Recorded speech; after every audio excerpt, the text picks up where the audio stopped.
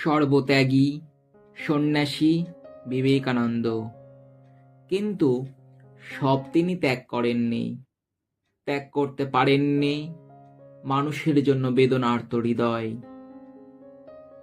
ভারতবর্ষকে ভালোবেসে স্বামীজি হয়ে উঠেছিলেন স্বয়ং ভারতবর্ষ। নিবেদিতাও সেই কথাই বলেছেন। ভারতবর্ষ ছিল স্বামীজির গভীরতম আবেগের কেন্দ্র। ভারতবর্ষ নিত্য স্পন্দিত হতো তার বুকের মধ্যে। ভারতবর্ষ ছিল তার দিবা স্বপ্ন, ভারতবর্ষ ছিল তার নিশীথের দুঃস্বপ্ন। শুধু তাই নয়, তিনি নিজেই হয়ে উঠেছিলেন ভারতবর্ষ, রক্ত মাংসে গড়া ভারত প্রতিমা।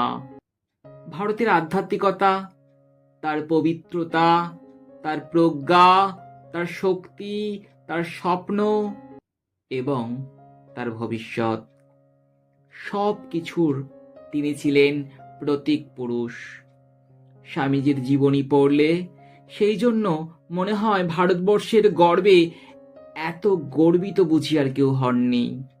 ভারতবর্ষের দুঃখে এত বেদনা আর কেউ বুঝি পাননি। আবার ভারতবাসীর অক্ষমতায় এত নির্মম কষাঘাত বুঝি আর কেউ করেননি।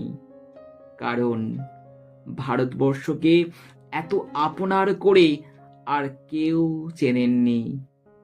মা যেমন সন্তানের সুখ দুঃখ, ভালো মন্দ, দুর্বলতা, প্রয়োজন, বিপদ এবং সম্ভাবনার কথা সন্তানের নিজের চেয়েও বেশি করে জানেন, ঠিক তেমনই ভাবেই স্বামীজি ভারতবর্ষকে চিনেছিলেন। তাই অতীত, বর্তমান ও ভবিষ্যৎ ভারতের এক একটা পরিপূর্ণ ছবি তার চিন্তায় রূপ পেয়েছিল। রবীন্দ্রনাথ এই জন্যই রোমারোলাকে বলেছিলেন, যদি ভারতবর্ষকে জানতে চাও তো বিবেকানন্দ পড়ো। 1897 26 জানুয়ারি পাশ্চাত্যে বেদান্ত প্রচার করে স্বামীজি ভারতে পদার্পণ করেছিলেন। সঙ্গে করে নিয়ে এসেছিলেন ভারতবর্ষের হারিয়ে যাওয়া আত্মমর্যাদা। কন্যাকুমারিকা থেকে হিমালয় গোটা জাতির হৃদয়ে মন্থন করে সেদিন উঠেছিল একটি মাত্র ধ্বনি, বিবেকানন্দ কি জয়, বিবেকানন্দ কি জয়।